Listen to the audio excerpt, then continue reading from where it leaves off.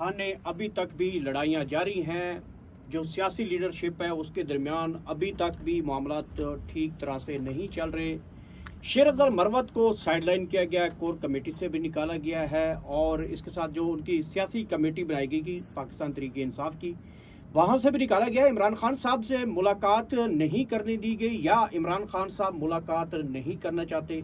इस वक्त सबसे बड़ी अहम चीज़ है शेर अफजल मरवत के हवाले से कारकुनान में भी बड़ी तशवीशनाक है। एक तरफ देखा जाए शेर अफजल मरवत जो हैं वो पाकिस्तान तहरीक इंसाफ के उस वक्त को लीडरशिप लीड कर रहे थे जब कोई भी कारकुन बाहर नहीं निकलता था।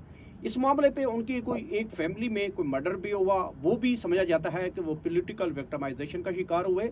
इसके साथ साथ उनका एक फार्म हाउस भी गिराया गया और दीगर उनके ऊपर मुकदमात भी हैं, लेकिन इसके बावजूद भी वो पाकिस्तान तहरीक इंसाफ को लीड करते रहे। आखिरकार शेर अफजल मरवत ने कल हमारे ही ऑफिस में आके कहा, उनका कहना था कि मैं अब पाकिस्तान छोड़ रहा हूँ और मैं अब अपना वक्त जो है वो बीवी बच्चों को देना चाहता हूँ। मैंने बहुत वक्त जो है वो इस पाकिस्तान तहरीक इंसाफ को दे दिया है, लेकिन पाकिस्तान तहरीक इंसाफ के अंदर कुछ मौजूद लोग जो हैं वो मुझे आगे आने नहीं देते। आज हमारे साथ ज्वाइन किया है स्टूडियो में सरदार ज़हीम सदोज़ई साहब, बहुत बहुत शुक्रिया सर वक्त देने के लिए। पाकिस्तान तहरीक इंसाफ दुनिया की नामी बड़ी सियासी जमात है और पाकिस्तान तहरीक इंसाफ पाकिस्तान भर की सबसे बड़ी सियासी जमात है। इसके अंदर जो लीडरशिप की लेग पुलिंग है, एक दूसरे की खींचातानी है, एक दूसरे के ऊपर इल्ज़ामात हैं। शेर अफजल मरवत के अगर इल्ज़ामात देखे जाएँ तो उन्होंने सऊदीया के हवाले से एक बयान दिया, फिर उन्होंने कहा कि बलूचिस्तान में कुछ अड्डे दे दिए गए। तो ये मामलात भी हैं। खान साहब कभी कहा जाता है मुलाकात खुद खान साहब नहीं करना चाहते उनके साथ, कभी कहा जाता है कि जो सेंटर वाली लीडरशिप है वो शेर अफजल मरवत को मुलाकात करने नहीं दी जाती। आप एक सीनियर रहनुमा हैं, पाकिस्तान तहरीक इंसाफ से आपका ताल्लुक है, बताइए ये अभी पाकिस्तान तहरीक इंसाफ पूरे ट्रैक पे आई नहीं है, लेकिन फिर वही लड़ाई झगड़े शुरू हो चुके। बिस्मिल्लाहिर्रहमानिर्रहीम, इय्याका नअब्दु व इय्याका नस्तईन। आपने शेर अफजल साहब की बात की है, तो शेर अफजल साहब के साथ मेरा एक ज़ाती भी बड़ा अच्छा ताल्लुक है और मैं भी उनको लाइक करता हूँ और मुझे यकीन है कि वो भी मुझे लाइक करते हैं। उन्होंने मुझे एक दो ऑफरें भी दी हैं। तो बात ये है कि शेर अफजल साहब ने स्ट्रगल जो की है पीटीआई के लिए, इसमें कोई शक नहीं है कि पीटीआई को पाकिस्तान तहरीक इंसाफ को उठाया है और के पीके में वहाँ के जो लोग थे वो बहुत तंग आ चुके थे और उन्होंने क्या किया कि वहाँ जरगा सिस्टम किया है। वहाँ कुछ हमारे दोस्त जानने वाले भी हैं जिन्होंने इस चीज़ का इनकाद किया है और जरगा सिस्टम करके कि भाई हमारे इलाके में कोई पुलिस फोर्स कोई भी आए तो उसको हमने इधर ही पकड़ना है। उसके हवाले से उनके पास कोई लीडरशिप नहीं थी। मैं वहाँ पे खैर शेर अफजल साहब ने जब लीडरशिप का रोल अदा किया तो पूरा पख्तून उनके साथ खड़ा हो गया। तो खान साहब के नाम पे अल्हम्दुलिल्लाह के पीके को शेर अफजल साहब ने उठाने में कोई कसर नहीं छोड़ी। अब जो लेग पोलिंग है या जो आप ये कह रहे हैं कि पीटीआई के अंदर है, ये बदकिस्मती के साथ पीटीआई के अंदर ये चीज़ें हैं, लेकिन बड़ी जमात है, बड़ी जमात में ऐसी मामलात होते हैं। एक कारकुन दूसरे को आगे नहीं आने देता, दूसरा तीसरे इसी तरह लीडरशिप इसी तरह आगे जिस तरह भी चलते जाएँ। जो इस्लामाबाद का है सिस्टम, क्योंकि मैं यहाँ से इलेक्शन भी मैं लड़ा था, PP18 का उम्मीदवार भी था मैं, 57 से भी मैंने डॉक्यूमेंट जमा करवाए थे। मैंने यहाँ माहौल देखा है और मैंने समझा है कि यहाँ इस पिंडी को कैसे उठाया जाए, पंजाब को कैसे उठाया जाए। तो मेरे और मेरे को साथी थे और हमने मशवरा किया आपस में कि इस जगह को हम उठा सकते हैं सिर्फ शेर अफजल के ज़रिए।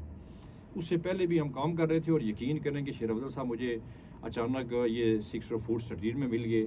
मैं तो नहीं जानता, इनको पहली मेरी मुलाकात थी, लेकिन इनको देख के फिर फ़ौरन हमने वो फ़ोटो सेशन भी किया और फिर मैंने इनको ऑफ़र किया। मुझे ये याद है कि शेर अफजल मरवत ने जब पिंडी से पहली दफ़ा रैली निकाली थी तो सबसे ज़्यादा पिंडी से क्राउड वो आपके ही थ्रू आया था, मुझे याद है वो ट्रैक। हाँ, वो मैं गवाही देता हूँ शेर अफजल साहब की।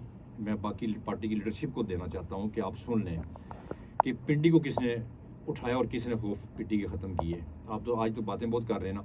वहाँ वो जब फूड सिटी में मिले तो मैंने इनको ऑफ़र किया कि शेर अफजल साहब आप एक जानदार आदमी है, मैं आपको सुनता हूँ, पसंद करता हूँ, खान साहब अंदर हैं, आप खड़े हो जाएं, मैं आपको दावे से कहता हूँ कि ज़्यादा नहीं तो 500 बंदा मैं आपको दूंगा और आपके साथ खड़ा होऊंगा। इन्होंने कहा मैं इंग्लैंड जा रहा हूँ और आपका क्या नाम है? मैं फ़लाँ नाम है। उन्होंने कहा मैं वापस आऊँगा, ज़रूर रब्ता करना मुझसे मिलने, मैं वापसी आके इंशाअल्लाह पंजाब को उठाऊँगा। ये उन्होंने वादा किया मेरे साथ उधर खड़े खड़े। अच्छा, यहाँ जब हमने प्रोग्राम बनाया तो हमने शेर अफजल साहब के दफ्तर में चले गए, हमारे साथी थे और उनके सामरा اور وہاں جا کے ہم نے ان سے بات کی. انہوں نے کہا میں خان صاحب سے پوچھوں گا. خان صاحب کی پوچھنے کے بعد میں پنڈی میں کروانا چاہتا تھا پروگرام یہ الیکشن کے بعد. تو خان صاحب نے ان کو اجازت دی کہ ٹھیک ہے. پھر انہوں نے وہاں باہر نکل کر, بلکہ میرا دوست ہے دوسرا کامران اجرت صاحب تھے, تو انہوں نے اس طرح موبائل سے ان سے وہ ویڈیو پیغام لیا ہے کہ بھائی آپ پیغام دیں عوام کے لیے اور پشتو میں بھی دیں ان کے پختونخوا کے لیے. تو اس وقت ہم نے یہاں پروگرام کیا الحمدللہ. اس کے پیچھے لوگ نکلے. دوسرا پروگرام جو ہے وہ بھی ہم لوگوں نے آرگنائز کیا یہاں اسلام آباد میں اپارا میں, اور خان صاحب کی اجازت سے. آج ابھی جو شیر افضل صاحب مایوس ہیں, دیکھیں شیر افضل صاحب سے بھی آپ مانیں غلطیاں ہوئی ہیں, یہ نہیں کہ نہیں ہوئی ہیں, خاص کر کے سعودیہ کے ایشو پہ. اس وقت وہ ٹائم نہیں تھا شیر افضل صاحب کو یہ بیان دینا, پتہ نہیں کیا انہوں نے دے دیا ہے. سعودیوں کو سیر آپ لوگ نہیں جانتے, میں 4 سال سعودیہ میں بھی رہا. سعودی بڑا گرم مائنڈ ہے, یعنی کہ وہ بات کو اتنا لے لیتے ہیں. پہلے بھی پی ٹی آئی سے پاکستان تحریک انصاف سے غلطیاں ہوئی ہیں, جو شاہ محمود قریشی سے ہوئی تھی سفیر کے دوران. ابھی میں اس کو نہیں دہرانا چاہتا ہوں. اچھا وہ, اور اس کے بعد شیر افضل صاحب نے جب بیان دیا وہاں پورا ابھر جائے گا پاکستان کا, بہت امیج ابھر جائے گا. کسی جرنل یا کسی اسٹیبلشمنٹ یا کسی پارٹی کے لیڈر اس کی یا کسی عدالت کی توہین نہیں ہوگی. خدا کی قسم ان کا معیار اوپر جائے گا کہ انہوں نے پاکستان کے اندر انصاف کیا. ٹھیک ہے انہوں نے جھوٹی جیلیں بھی کاٹی سارا کی.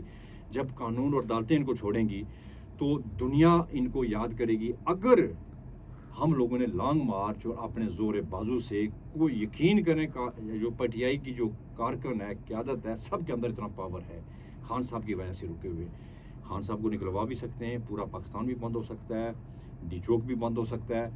تو شیر اس علی امین گنڈا پور نے موقع لیا ہوا ہے. موقع اسی آڑ میں آپ کے ساتھ کو 9 مئی والا بھی واقعہ آ سکتا ہے. دیکھیں کہیں آپ کا پلس بھی چیک کیا جا رہا ہے.